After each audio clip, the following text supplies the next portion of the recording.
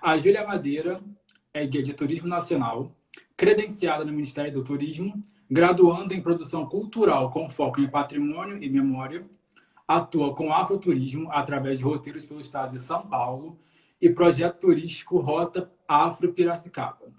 Ela tem uma websérie no YouTube chamada Reexistências, com 3 episódios com cerca de 12 minutos cada um, que eu acho super necessária. E eu confesso que eu tenho um carinho especial pelo episódio 1, que é Projeto de Branqueamento Racial no Brasil. E, além disso, ela também tem um talento especial para o canto. Faltou alguma coisa? Não. Obrigada pela apresentação, estou super contemplada. E eu fico feliz que você tenha maratonado a websérie. Sim, eu te convidei por conta dela, na verdade. Eu estava pesquisando sobre. Porque, na verdade, esse tema de afroturismo, eu sou turismólogo também. Esse tema de afroturismo ele ficou muito latente em mim a partir do Black Lives Matter ano passado. Eu já estava aqui na Alemanha e naquele período eu tinha uma participação, um quadro em um podcast que era voltado para o público LGBT. E aí, naquele momento do Black Lives Matter, eu cedi o meu espaço que eu tinha nesse podcast para ouvir personalidades LGBT negra. E aí, naquele momento, eu usei uma nomenclatura muito falha. Eu falei que, quando eu fui introduzir esse espaço, eu falei que eu estava querendo, que eu ia dar voz a pessoas LGBT negra. E aí, naquele momento, eu não entendi o quão problemática foi essa minha fala, até que uma pessoa veio me dar bem de fato, para conversar, sabe? Veio me dar esse toque e eu percebi que eu precisava, de fato, pesquisar mais a fundo sobre o tema. Então, eu passei esses últimos 6, 7 meses pesquisando mais e foi quando eu resolvi entrar na literatura do turismo e eu percebi que nós não tínhamos quase nada sobre afroturismo dentro da parte técnica. E eu voltei, né, na minha graduação, no meu técnico, na minha pós-graduação, e eu percebi que era muito pobre. E é ainda muito pobre esse conteúdo e é difícil de encontrar. E aí eu fui buscar referências, eu achei a sua websérie, achei o seu Instagram consequentemente, e eu falei, será que eu tenho cacique para chamar essa pessoa para falar comigo? Eu vou tentar. E aí você foi super receptiva, eu fiquei muito feliz com isso. E agora eu quero muito, não me redimir, porque eu aprendi, mas usar a nomenclatura certa, eu não preciso dar voz a ninguém. Eu quero ouvir a voz que vocês têm, sabe? Então, por isso que eu dei preferência também, de fato, para mulheres negras que atuam na área, por isso que todas as minhas convidadas são mulheres negras e que têm diretamente uma ligação com isso. E eu quero começar, e quando você, inclusive, me propôs falar sobre afrofuturismo, eu fiquei muito feliz, porque eu acho que também é um tema que as pessoas que ouvem sobre, as poucas pessoas que discutem no mercado sobre afroturismo acabam também confundindo o que é afrofuturismo, porque é uma palavra parecida, né? Total. E eu quero já te pedir para você já falar um pouco sobre o que é afroturismo, o que é o conceito disso tudo para você, e já também o que é afrofuturismo. Certo. Bom, então, primeiramente, bom dia a todos que estão aqui. Bom dia, boa tarde, boa noite, né? Como que horas que é aí? Agora, é uma loucura, porque no meu computador aqui são 11h08, que eu uso o horário do Brasil para trabalhar, mas no meu relógio são 4h08 da noite, aqui, da tarde, Olha, aqui. mas é isso. Então, olá a todos aqui presentes. Fico feliz pelo convite, obrigada. É, Bom, então, assim, eu gosto de definir o afroturismo em 3 partes. A financeira, parte em que a gente gera renda para pessoas pretas, empreendimentos pretos.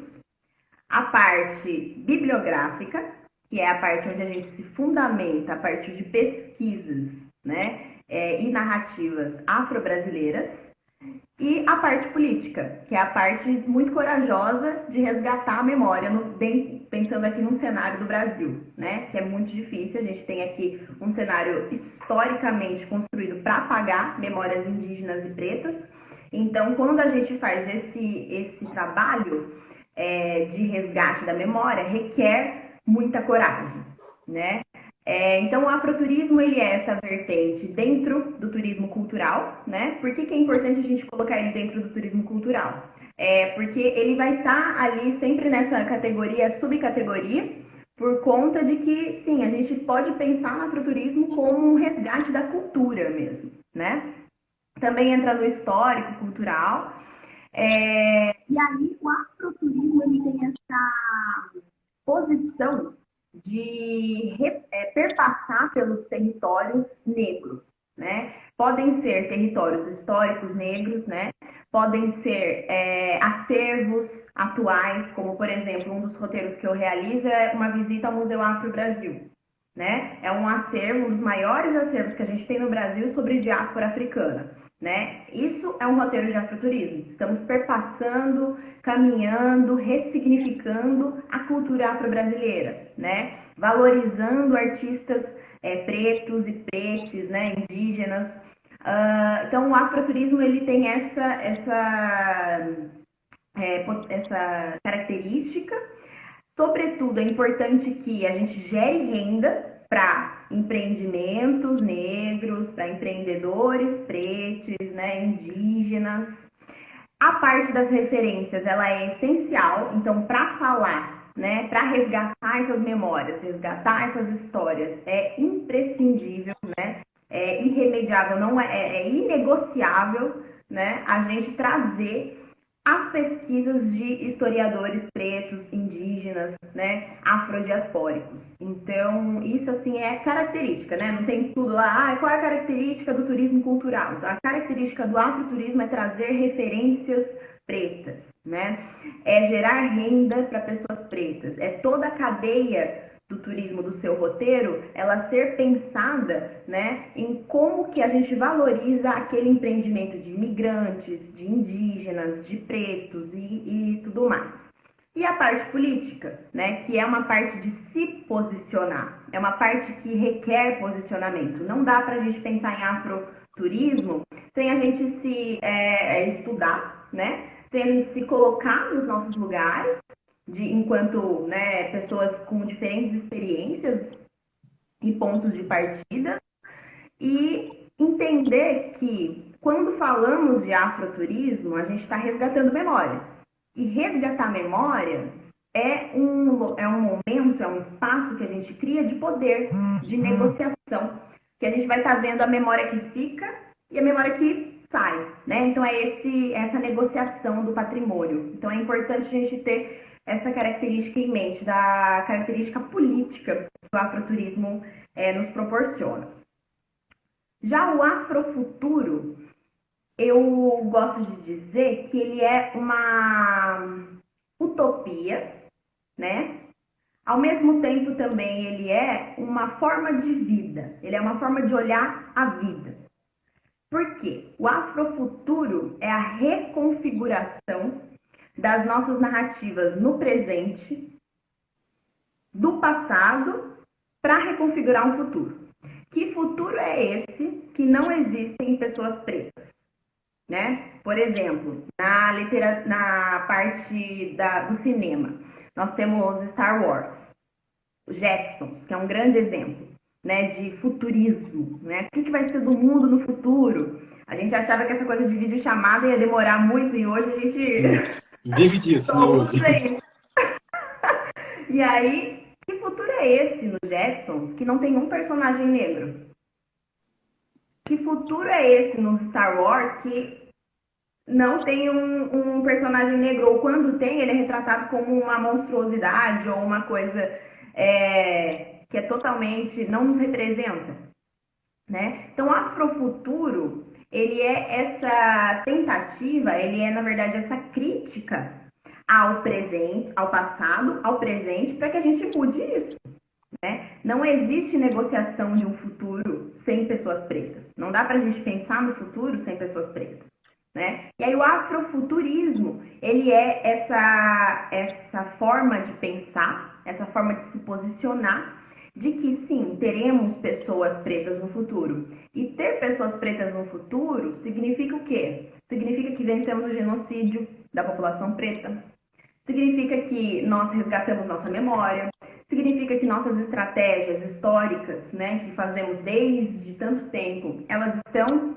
firmes e fortes, né? Significa que vencemos o encarceramento em massa da população negra do Brasil, por exemplo, né? Então, pensar no afrofuturo é reconfigurar tudo isso. Uhum. Por isso que eu falo que, assim, o afroturismo é uma ferramenta do afrofuturo. Sim, e essa era exatamente a próxima pergunta que eu ia te fazer, que é qual é a relação direta entre afrofuturismo e afrofuturo, os dois são a mesma coisa, né? Só muda mesmo o sufixo, questão de fala, né? Qual é a relação direta entre afroturismo e afrofuturismo? A relação ela é exatamente essa, né? Eu gosto, para mim, o afroturismo, porque ele tem essa característica de resgatar memórias, né? De se posicionar de forma política, ele vai ser uma ferramenta muito importante para se pensar o futuro, né? Então, os dois têm como característica em comum trazer referências pretas, os dois têm como característica em comum resgatar memórias, preservar patrimônios, né, que são apagados, negociar esses espaços de poder. Então, eles estão muito ligados, caminham juntos, e para mim, assim, trabalhar com afroturismo é pensar num futuro, é olhar para o futuro que está para vir. Uhum.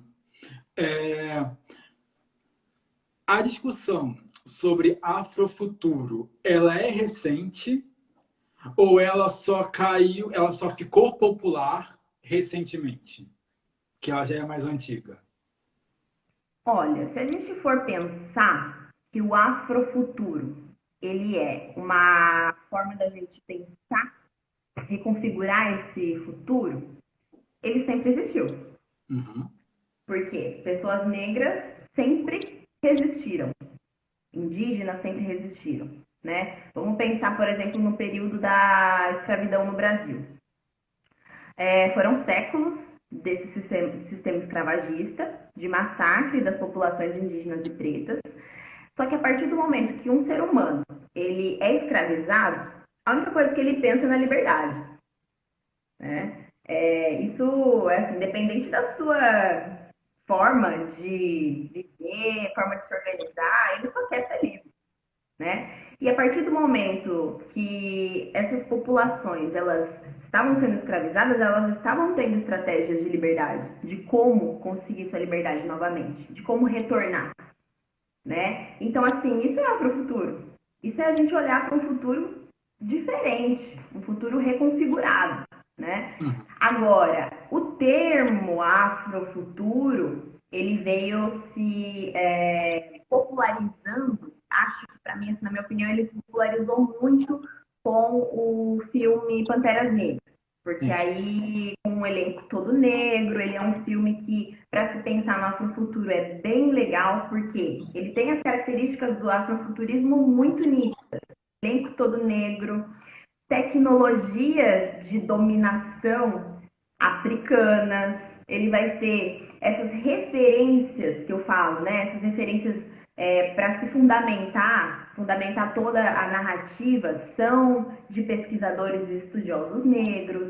A gente tem uma ideia um pouco dessa coisa dos super-heróis, né? Uhum. Que é o futuro. Ele vai falar da ficção, ele vai falar do cinema, dos super-heróis e tudo mais. E aí, para mim, depois disso, o afrofuturo ele se popularizou. Mas a utopia, a ideia do afrofuturo, ela é existente há muito tempo, né? Sim, é porque, fazendo uma associação com relação à estrutura de nomenclatura, né, que eu sou um homem gay, né? Então, eu acabo estudando há mais tempo esse tema LGBTQIA+. Então, eu vejo como um processo parecido sobre organização da classe. Né? Então, assim, houve um tempo em que a nomenclatura era GLS, e aí a gente passou a ter o GLBT, que eu nem lembro mais, depois a gente entendeu que era importante colocar as lésbicas e os simpatizantes e toda a causa. Então, eu acho que é similar. A discussão ela é antiga, ela já existe há um tempo, sendo que a gente vai aperfeiçoando e trazendo um novo olhar para modernizar e agregar outras pessoas e tentar disseminar a informação, chegar de uma forma mais completa, né, às outras pessoas. Com relação, você falou do Pantera Negra, o material que eu vou liberar amanhã sobre Afrofuturo, né, no perfil, para as pessoas lerem, eu destaquei 2 pontos sobre da parte popular, né, da cultura pop do Afrofuturo, que foi Pantera Negra. E eu destaquei também o Black King, né, que é a mais recente, da Beyoncé, que é um filme lindo, né? É um filme lindo. O meu companheiro, ele é homem branco também, só que ele é muito ligado no samba. Ele é muito envolvido com o samba enredo carioca. Então ele entende muito daquela narrativa e ele me explica muito sobre a cultura africana, porque é muito representada no samba, no Carnaval do Rio de Janeiro, né, nas escolas de samba.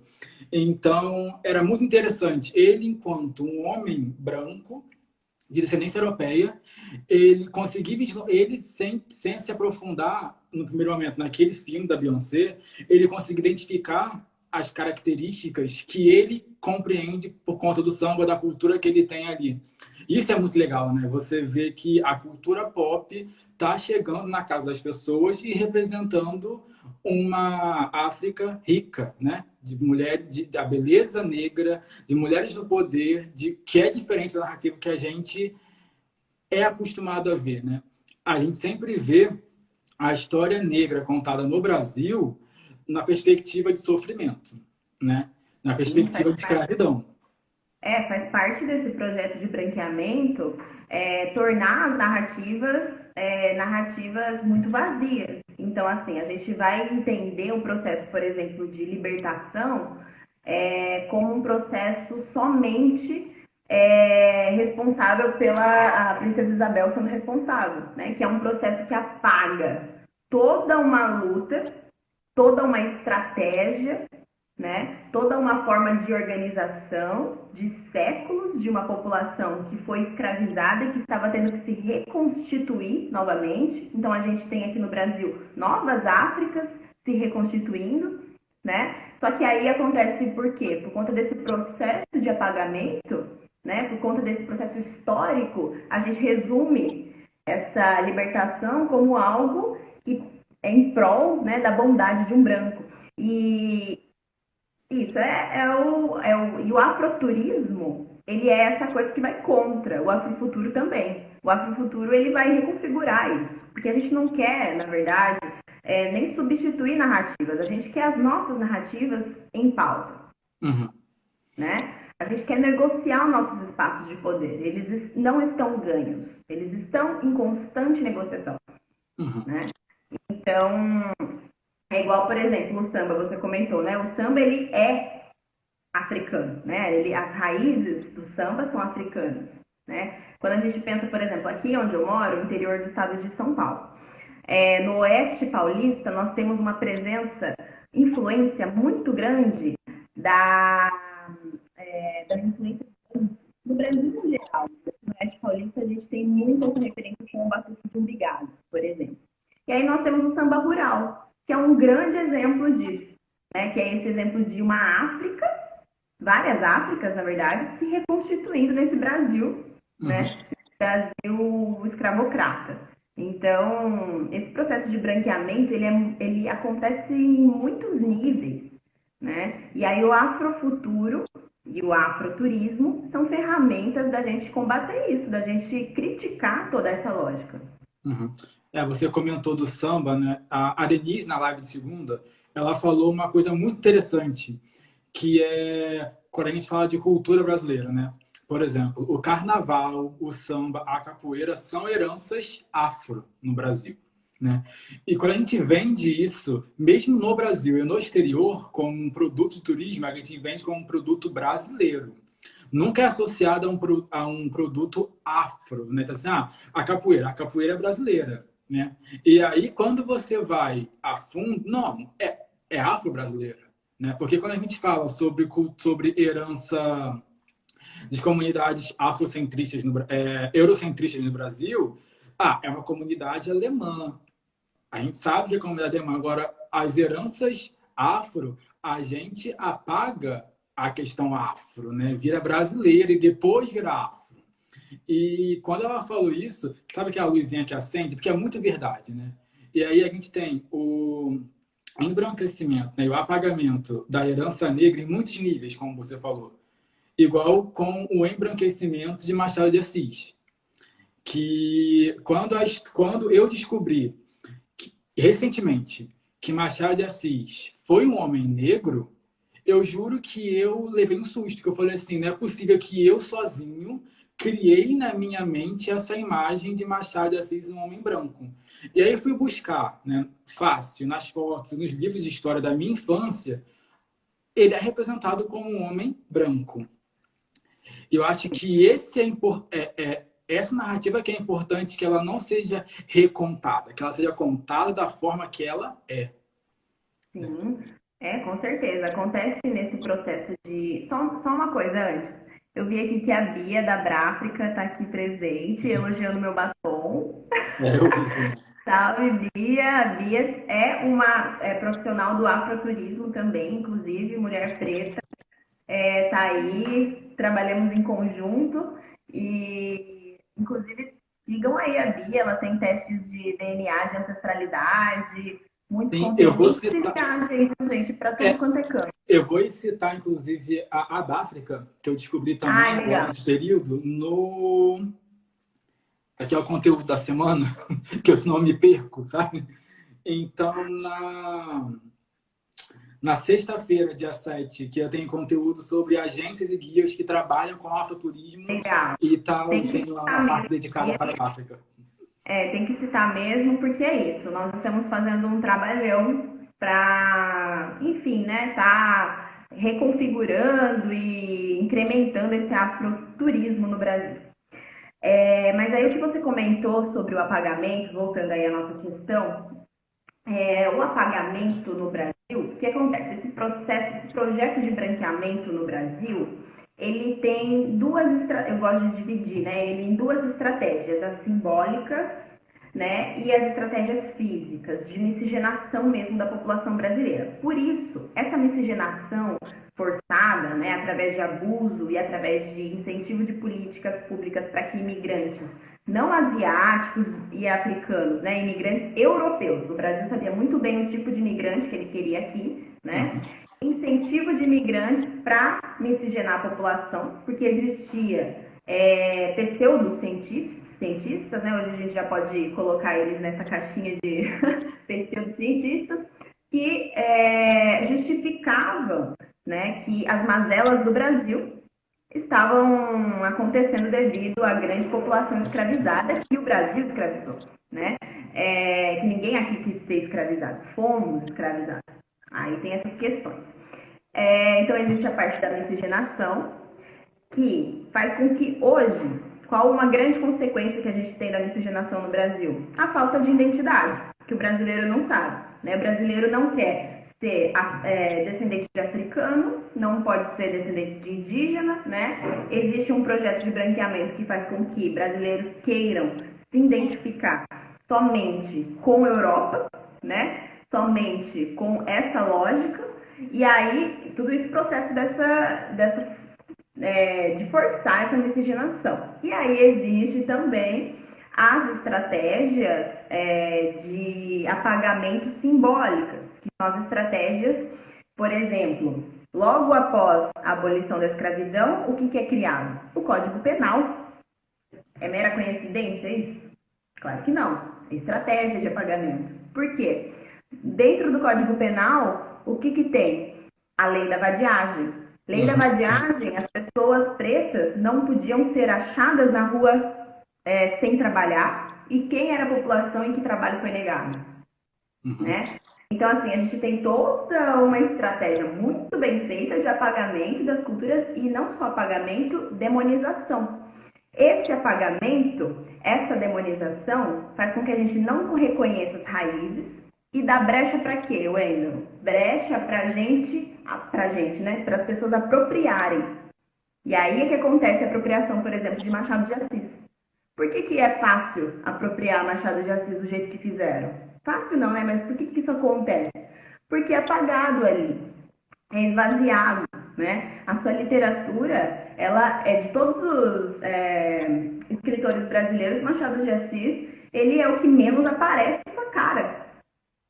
Você não vê fotos de Machado de Assis, você vê 2 fotos no Google, Uhum. sabe? Então, por que que acontece isso? Porque existe esse apagamento que dá brecha para essa apropriação, né? E Uhum. aí fala, não, ó, isso aqui, igual a capoeira. Não, a capoeira hoje ela é esporte, né? Capoeira não é uma manifestação afro-brasileira que tem ancestralidade, que tem batuque, que tem macumba, né? Que tem a roda, que tem a circularidade, que tem todo um fundamento, né? Baseado em culturas, em diversas culturas, né? Africanas aí, países africanos. Então, assim, não, hoje é igual o samba. O samba só passa a ser aceito no Brasil depois que passa para um tom mais bossa nova ali, com o pessoal, né, branco se apropriando porque foi esvaziado o significado, né? Uhum. Então, só é aceito quando não tem vertentes pretas ou quando é um pouco mais aliviado, assim, ah, não é Uhum. macumba não, viu? Não é macumba, né? Sim. É, eu tenho uma pergunta para fazer sobre estrutura mesmo, mas antes eu quero fazer um adendo. Na minha época de graduação, é, isso foi em 2014, não lembro o ano, 14, 15. Eu não sei se existe ainda, existia um espaço no Brasil chamado CEDIM, que eu acho, que era sobre exaltação da cultura afro. E aí, uma professora nossa, maravilhosa, inclusive, que hoje em dia está na Bahia morando, ela levou a gente para. Ela nem levou, ela convidou para que nós fôssemos nesse espaço. E era um espaço, essa apresentação era exaltava os deuses afro e a religião. E eu lembro que, assim, sendo que na chamada, assim, a professora comentou que era sobre cultura africana, ela não aprofundou muito o que era. Nós éramos uns 25, 26 alunos que foram. E aí, quando a gente chegou lá, era uma apresentação, era uma encenação. E daí tinha tambor, tinha dança, tinha roupa. Metade das pessoas saíram porque ficaram incomodadas, porque era um culto diabólico, sabe? Toda essa questão preconceituosa. E daí eu lembro que a professora, ela teve que se explicar por que que ela estava mentindo para os alunos de que estava levando eles para um culto religioso. E aí, como eu lembro que eu fiquei muito, eu, não só eu, e outras pessoas que ficaram muito chocadas com a situação, de falar assim, é sério que pessoas que estão se formando, assim, isso vai até além, né, assim, de ser uma pessoa socialmente pensante. Mas, assim, pessoas que estão em uma graduação de turismo, na metade dela, que já deveriam entender sobre cultura, já deveriam entender sobre um monte de coisa, ainda tem essa questão sobre esse pensamento vazio. E a professora, eu lembro que ela falou, é uma mulher branca, né? E ela falou assim, quando a gente foi conversar, né, meio que alguns alunos, ela falou assim, eu não fiquei chocada com aquele comportamento. Porque a sociedade brasileira, ela é assim, ela demoniza tudo, tudo, tudo o que vem da cultura afro. Porque não me surpreende, né? Porque apesar de tudo, temos aí muitos exemplos, não só no turismo, mas em todas as áreas dos saberes, né? Que a gente tem, as pessoas mantêm um status quo da branquitude, né? Então, essa demonização que acontece de culturas pretas, principalmente a demonização, especificamente a demonização, ela vai acontecer na cultura. ela vai acontecer no simbólico, né? A demonização é diferente da miscigenação, o branqueamento físico. A demonização, ela faz com que o preto não se enxergue preto. É muito mais profundo. E quando um preto ele não se enxerga preto, cara, a gente tem um caminho muito de muitas coisas assim por trás disso, sabe? Muitas subjetividades também que incluem na formação dessa pessoa. Mas enfim, não vou ficar no mesmo espaço de pessoas que estão fazendo um culto afro-brasileiro, por exemplo. Não vou ficar aqui porque, meu Deus, é demônio, né? Essa postura dessas pessoas é manter essa posição privilegiada que a branquitude tem, né? Porque, assim, só se retira desse lugar uma pessoa que tem o privilégio de se retirar, né? Então, a gente está falando aí de uma branquitude muito... como que diz? Uma branquitude muito disposta a manter esse lugar, a se manter ali, né? Por mais que sejam pessoas que de fato gostem de pessoas, mas elas não gostam de pessoas pretas, né? Por mais que seja difícil às vezes admitir isso.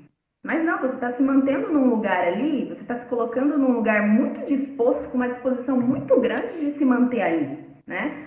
E aí fazer se retirar, né, disso é uma posição de quem é privilegiado. E aí acontece também essa questão com as religiões de matrizes africanas, né? Que é essa coisa da demonização, e aí a gente também tem essa construção católica branca que temos aqui no Brasil, que ela vai também ser muito fiel a essa demonização, né? Então a gente não fala de Exu nas escolas, por exemplo. Não falamos de Exu nas escolas. E Exu, por exemplo, ele pode trazer muitas epistemologias para a gente trazer e levar para as escolas, né? A gente tem filosofias africanas. Cadê elas? Então, é fruto aí, né, desse processo aí de branqueamento. Falando agora sobre, voltando, né, ao afroturismo, como que o afroturismo ele pode ajudar a estruturar modelos de sociedade mais justos para a população negra? Ele é uma ferramenta para isso, né? Por quê? Eu acredito que o turismo em si, pensando nele, ele é uma ferramenta extremamente eficaz e objetiva de transformação. Por quê? A gente sensibiliza as pessoas com o corpo, né? Porque a gente vai até os lugares. Então, quando você está no lugar, você é diferente, né? Você está sentindo ali o lugar. E, sobretudo, porque você experimenta sabores, você experimenta cheiros, você vai... Todos os seus 5 sentidos, eles vão estar sendo ali motivados, né, por essa experiência. Então, o turismo em si, ele já é uma área, ele já é uma experiência que o ser humano, ele consegue aproveitar muito a partir disso. Quando esse turismo ele é mediado, ele é conduzido por profissionais antirracistas, por profissionais pretos, por profissionais indígenas, a gente tem, além dessa potencialidade que ele proporciona, a gente tem essa possibilidade de reconfiguração do futuro, porque nós vamos trazer outras narrativas. Nós vamos falar das nossas experiências, né? Então, dentro, por exemplo, dos meus roteiros, eu conto as minhas experiências, enfim, a gente troca aí nossas subjetividades e falamos de coisas que vivemos, que queremos, que sonhamos, né? População preta produz, população preta sonha, população preta faz dinheiro, produz intelecto, né? Então, tudo isso. Então, assim, para mim, o afroturismo, ele é essa ferramenta de reconfigurar, sim, um futuro. Poderíamos, com certeza, ser mais valorizados. Por exemplo, ter afroturismo nas escolas. As escolas geralmente têm um passeio ao ano, às vezes 2. Um deles deveria ser um passeio de afroturismo. Uhum. Né? O quanto que, por exemplo, trazer para o turismo pedagógico a vertente do afroturismo, ela é incrível fazer isso, porque a gente está ali já trabalhando, né? Isso com a juventude, com as crianças. Então, se for pensar assim, eu acho que muitas vezes as pessoas perguntam, como que nós vamos trabalhar a cultura negra nas escolas? Se você tem dúvida de como trabalhar a cultura negra nas escolas, olha que metodologia incrível o afroturismo pode ser, Uhum, né? uhum. Então, eu vejo dessa forma. Falou da parte pedagógica, né? Eu fiz ensino médio técnico em turismo, no Rio de Janeiro. Tá. E nós tínhamos muitas visitas técnicas e viagens técnicas. A viagem técnica do primeiro ano do ensino médio, né? Ela é para Vassouras, que é a área de café, da Rota do Café lá no Rio de Janeiro. Eu fiz em 2008 esse passeio. E eu lembro que me marcou bastante porque foi a guia, né? Era uma mulher negra vestida de mucama, que ela ia contando a história pela cidade, naqueles carrinhos abertos, naqueles trenzinhos abertos. E eu fiquei muito impactado, positivamente impactado, porque ela contava a história da perspectiva dela e as pessoas na cidade participavam. Então, por exemplo, quando ela estava falando sobre algum barão que morou lá, o trem estava passando naquele momento, ela falava com os moradores que estavam passando na rua. Então, assim, lá, sinhazinha fulano, sim, barão fulano, eles, sabe? Então, assim, esse trabalho pedagógico, né? Quando a pessoa tem um local de fala para falar, né? Quando ela está ali falando, impacta muito mais do que quando não é. E por isso eu quero aproveitar agora para destacar aqui que eu já coloquei isso em alguns conteúdos aqui dessa semana. A Gabriela Palma, que eu vou falar com ela na sexta-feira, ela até destaca que qualquer pessoa pode fazer afroturismo. Então, assim, é importante, por exemplo, que as pessoas brancas façam. Mas, para fazer afroturismo, procurem pessoas que sejam negras envolvidas com a causa. Existem, eu não sei se tem centenas, mas tem dezenas de empresas e guias que trabalham com isso, que são negros, que são negras. Então, é muito importante a gente procurar pessoas, porque tem pessoas no mercado, né, experientes e que têm o local de fala para trabalhar e falar sobre isso, né? Sim, profissional para o afroturismo é o que não falta. Profissional igual, por exemplo, quando a gente fala de referências negras. Acadêmicos e pesquisa, produção de intelecto negra e indígena é o que não falta no Brasil. A gente tem uma série de intelectuais pretos, pretos, indígenas, seríssimos, que fazem um trabalho essencial, necessário. Então, assim, falta de referências é o que não falta. Falta de profissionais é o que não falta. Então, na verdade, o que falta é o posicionamento, né? E o que falta também é que a branquitude, né, ela se responsabilize por isso. Então, assim, realmente, fazer afroturismo é para todos. Aliás, é importante sim que a branquitude faça afroturismo para poder ter experiências mais profundas com pessoas negras que contem suas experiências, porque não basta a gente, enfim, a branquitude ficar falando, é preciso experienciar profundamente aquilo, é preciso se colocar num lugar de desafiar, né? Ser antirracista não é um lugar confortante, é um lugar desafiador. Então, é importante pensar nisso, né? Que o afroturismo, ele, sim, é imprescindível que você contrate profissionais pretos, profissionais posicionados no mercado, de preferência, né? Gere renda para essas pessoas, faça a manutenção desse empreendimento, né? E se responsabilize em ter experiências mais profundas com negritudes, com indígenas, né? Enfim, com todas as causas que a gente não passa pelas experiências, né? Para mim isso é a regrinha. Uhum. Se a gente não passa por uma experiência, a gente precisa buscar ter experiências profundas com pessoas que passam para que a gente consiga ouvir Uhum. e, sobretudo, ter uma escutativa, né, disso. Então, e aí essa experiência profunda que eu falo que a gente tem que ter, o turismo proporciona, por exemplo. Sim, sim.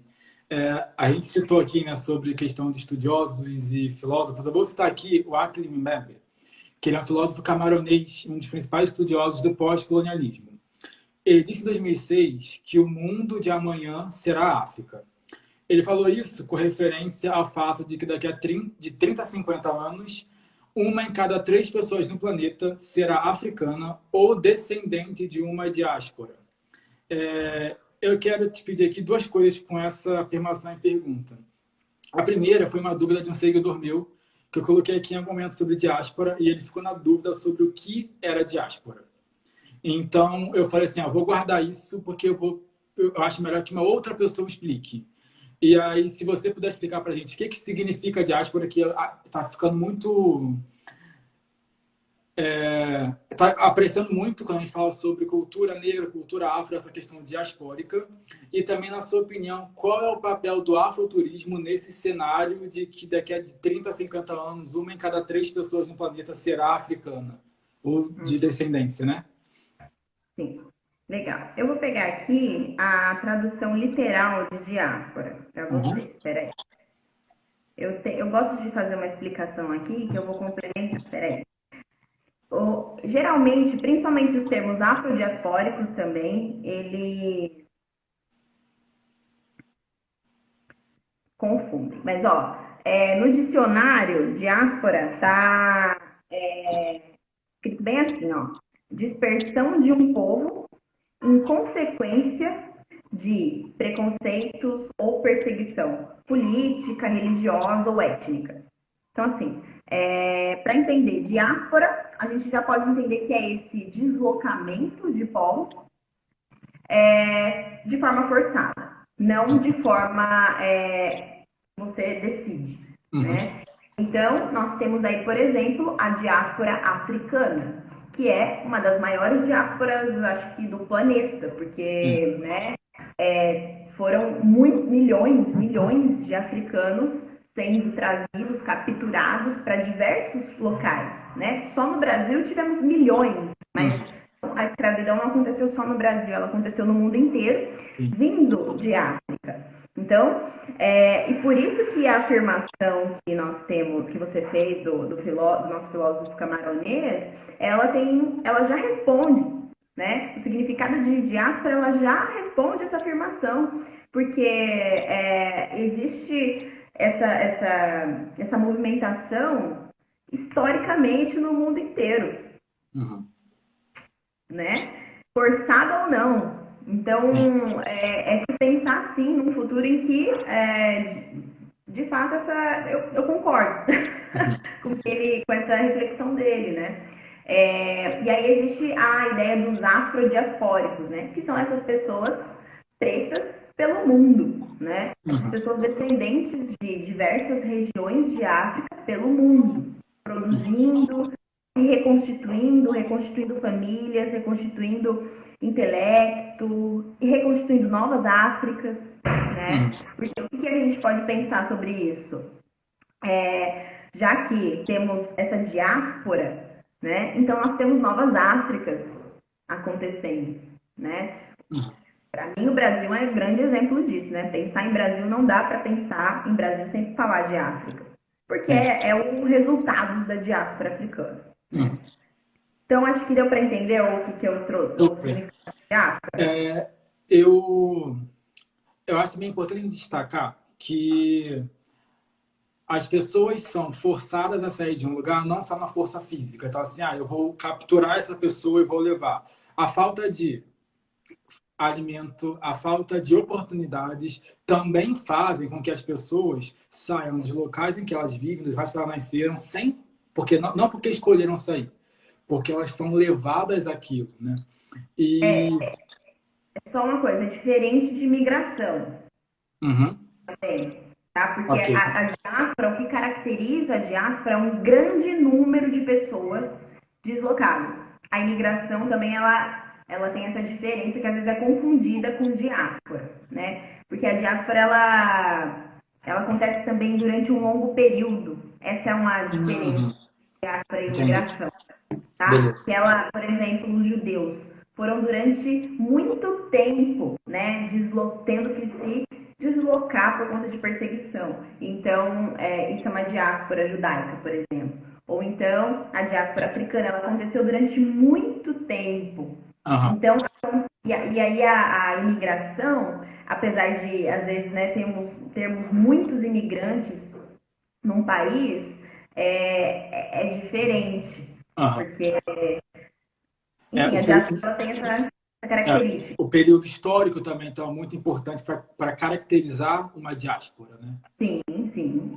Na verdade, o que caracteriza uma diáspora é aquele período, né, histórico. Ah, Porque, vamos supor, a diáspora africana, né, ela acontece ali durante séculos, ela não acontece ela faz parte de um processo histórico da história do mundo, né, uhum, e um grande número de pessoas, milhares, milhões de pessoas sendo trazidas de forma forçada, né. E a imigração, apesar de que nem sempre os imigrantes têm escolhas, né, para onde ir, mas uhum. ainda acontece essa estratégia, Sim, né, para onde vou. Mas a diáspora não, você é trazido sim, para onde, perfeito, né, você é perfeito, puxado. perfeito. Sim. E aí, dentro dessa afirmação, né, desse pensamento do filósofo, qual é a sua opinião no papel do afroturismo nesse cenário de que no futuro de 30 a 50 anos, uma em cada três pessoas serão descendentes ou frutos de uma diáspora? O que o afroturismo tem a ver com isso? Qual é o papel dele nesse cenário daqui a 30, 50 anos? O papel, acredito que seja um papel de negociação dessa memória, porque daqui 30, 50 anos a gente precisa ter reconfigurado já isso, Uhum. né? Ou pelo menos assim tá um pouco mais avançado, porque a gente está numa época das trevas, né?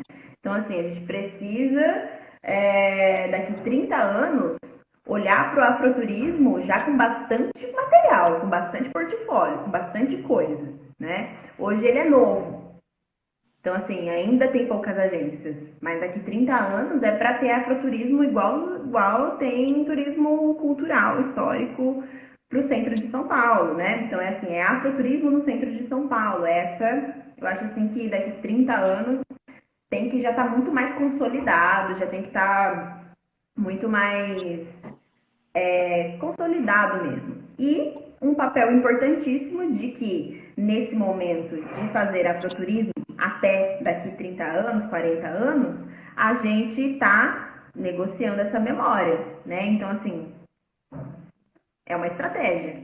É uma estratégia de futuro. Uhum. Sim. É,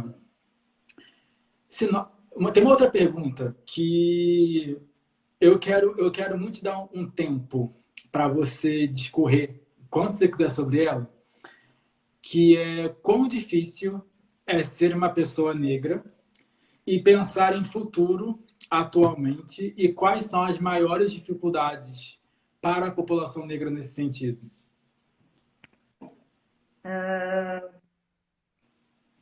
Bom, pensar em futuro sendo pessoa preta é um ato de coragem, porque nós não temos esperanças.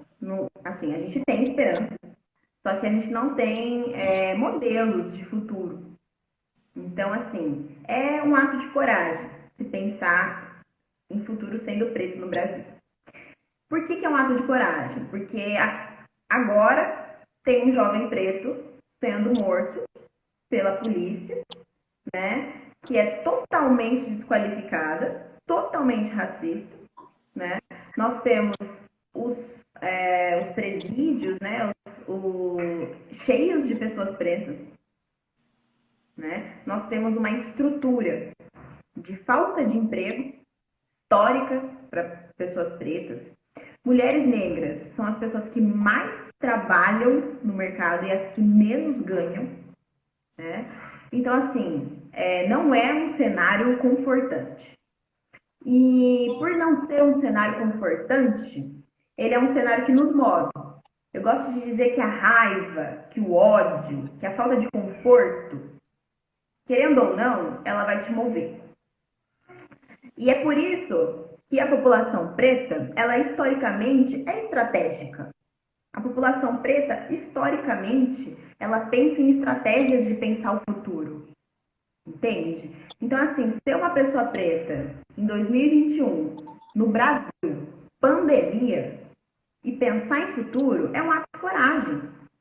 Sobretudo, não só coragem, mas um ato revolucionário, né? Porque a gente precisa de utopias, mas a gente precisa de utopias que tenham preços. Então, assim, a nossa produção de cinema, audiovisual, literatura, produção de intelecto, daqui para frente, ela tem que ser cada vez mais preta, né? E a gente tem que também estar se responsabilizando, né? A branquitude, sobretudo, precisa se responsabilizar em parar de fazer essa manutenção desse status de privilégio, que, querendo ou não, vai ser negociado. A gente está negociando, né? Não estamos parados, não. A gente está fazendo, produzindo, né, conteúdo, coisas, lutas, estratégias, organizações. Olha o movimento negro, olha as sociedades beneficentes no Brasil. Sociedades beneficentes no Brasil são um grande exemplo disso. Por exemplo, temos aqui em Piracicaba, Clube 13 de Maio, um clube social negro no Brasil, criado em 1901. Tipo assim, 1901, tava com o Brasil ali, república, super péssimo, com oportunidades de emprego sendo negadas desde ali, né, da abolição em 1888. Uma população negra tentando se organizar de todas as formas possíveis, e aí o que eles fazem? Fazem associações. As associações, né, são um grande exemplo do movimento negro. Eles se organizam. As irmandades religiosas são organizações, apesar do cunho religioso, são organizações, e o movimento negro estava lá, né? Então, assim, pensar no futuro hoje é ter coragem, né? Mas, sobretudo, pensar em futuro também é estratégia.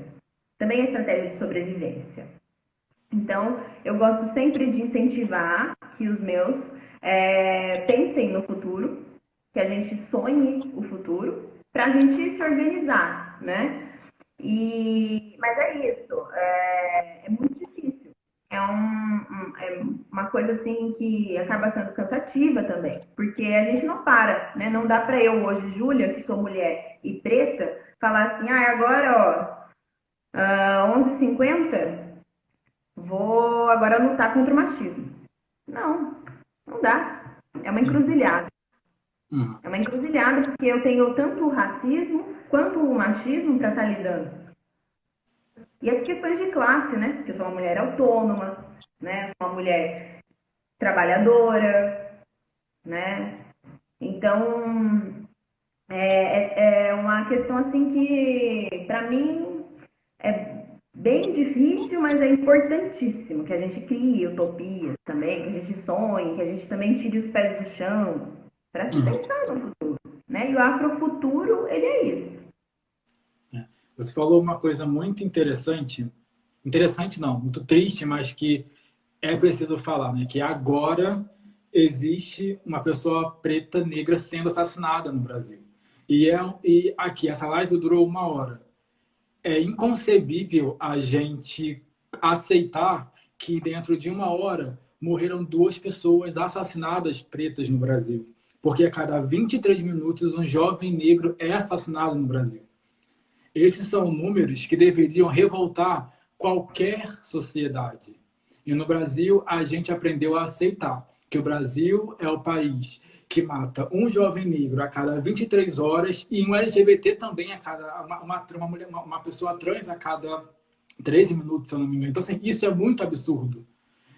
A gente precisa, enquanto sociedade, ouvir o que as pessoas têm a dizer, sabe? Ouvir o que a população negra tem a dizer. Ouvir o que a população LGBT tem a dizer, o que as mulheres têm a dizer, mas não adianta só ouvir, né? Tem que ouvir, compreender e agir. Foi o que agora a gente vê muito por aí, né? Não adianta você só não ser racista. Você precisa ser antirracista, ter atitudes antirracistas. E eu acho que... Pode falar. Você precisa. Porque às vezes a gente fica nisso, né? De falar, você precisa ser antirracista. Eu gosto de até falar mais profundamente, de falar que você precisa se responsabilizar, né? Pelas suas compras, pelos poderes, privilégios que você tem, né? Pelos espaços de poder que você atinge. Você precisa se responsabilizar dentro daquilo, mas eu ainda gosto de dizer que você ainda precisa ter experiências profundas com pessoas pretas, com pessoas indígenas, né? Com pessoas LGBTs. Precisa ter essa experiência, essa troca, porque senão você não vai saber. Porque se não for de uma pessoa, sabe? Se não for dessa pessoa, de quem você vai saber, né? Você precisa se colocar nesse lugar. E assim, a gente também tirar um discurso de que você precisa ser antirracista, na verdade, colocar esse discurso um pouco mais assim, na cara do pessoal. E falar, você precisa se desafiar. Porque o antirracismo não é um lugar confortante. Não é um lugar confortante. O antirracismo, ele é um lugar que requer da pessoa. Então, assim, tem que se responsabilizar e tem que se desafiar, né? Tem que mexer nesse status quo. E, sobretudo, pensar, também ter ciência que você é construído a partir de determinadas experiências. Então, as suas subjetividades, elas vão querer fazer a manutenção da sua experiência. É aí que tá, né? Então, assim, não é um lugar reconfortante, quentinho, em que você vai comprar de pessoas pretas. Não. É um lugar de se desafiar. É isso. Júlia, batemos uma hora muito rápido, inclusive. Muito rápido. Muito rápido. E, para mim, as melhores conversas são essas quando eu percebo que, tipo, nossa, passou uma hora. Muito obrigado de novo. O seu trabalho é muito lindo, é muito necessário. Eu vou falar mais sobre o seu trabalho também no sábado, especificamente sobre algumas coisas, sobre seus projetos. Obrigado pelo seu tempo. Eu sei que, nesse momento, as pessoas autônomas, ainda mais uma mulher autônoma, uma mulher preta autônoma no Brasil, o tempo é muito precioso e você cedeu, foi super solícita desde o começo. Eu estava receoso de chamar tantas pessoas incríveis e todas as pessoas que foram muito solícitas desde sempre. Eu acho que a gente precisa usar a nossa influência. Eu tenho, sei lá, aqui 5 mil seguidores, não tem muita coisa, mas eu acho que nós precisamos fazer, nem que seja o mínimo, nem que pareça pouco, a gente precisa fazer. E não por acaso eu escolhi esse tema para ser a primeira semana especial aqui, porque eu não quero, em algum momento eu percebi que eu estava muito superficial no meu conteúdo aqui e eu quero gerar algo de valor. E quando eu internalizei isso, eu não tive dúvidas que o primeiro tema seria esse, sabe? Eu tenho a minha própria dor por ser um homem gay, mas eu acho que agora esse tema, falar sobre afrofuturismo, foi direto na minha vaidade quando eu percebi que eu não sabia nada sobre o tema, sabe? Então, assim, se eu não sei nada sobre o tema, imagina as pessoas que não pesquisam, que não são envolvidas. Então, obrigado de verdade por você ter essa empatia de me receber aqui e eu me senti muito acolhido com a sua receptividade com esse convite. Muito obrigada pelo convite. Eu acho importantíssimo a gente, independente do número de seguidores, independente, sabe? A gente promover essas discussões. Porque é isso, né? A gente que passa pelas nossas experiências, diversas encruzilhadas, né? Nós sabemos, cada um sabe a dor que sente, a delícia, né? E também as dores de ser o que é, mas é importante a gente ter esses diálogos profundos, escuta ativa, né? Porque sem essa escuta, a gente não caminha, né? Então, obrigada pelo convite e tô adorando a programação. Gente, obrigado. Eu espero que o Instagram não me sabote e deixe eu salvar essa live, porque sempre que eu gosto, ele trava aqui. E aí eu vou colocar também no podcast e também vou colocar no YouTube. E daí, Legal. assim que acabar aqui, eu já começo a trabalhar nisso, eu te mando o link depois no YouTube também. Maravilha, então. Muito Gente, obrigada a obrigado, viu? todos. Beijo. Beijo, viu?